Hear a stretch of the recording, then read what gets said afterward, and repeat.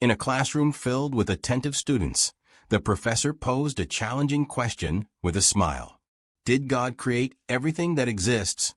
A student confidently replied, "Yes, he did." "Everything?" "Yes, everything." The professor smiled and said, "Then God also created evil, didn't he? Because evil exists." A moment of silence fell over the classroom. The student who had answered was left without a response. But suddenly, another student raised his hand confidently and said, "May I ask a question, Professor?" "Of course, go ahead." "Does cold exist?" "Certainly." "Have you never felt cold?" The student smiled and said, "In fact, cold does not exist. According to physics, cold is merely the absence of heat. We use the word cold to describe the lack of heat." The student then asked another question. "What about darkness?"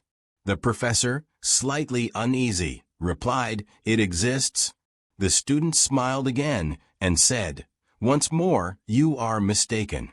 Darkness does not exist either. Darkness is merely the absence of light.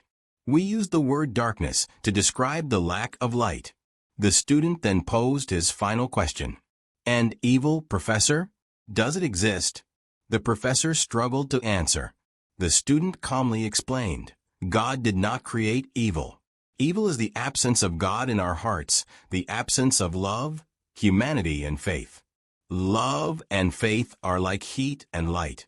When they exist, life is warm and bright.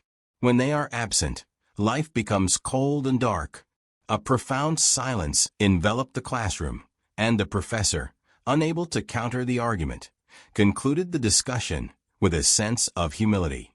We must understand that evil is not a creation but the absence of goodness, and faith is the light that illuminates our lives.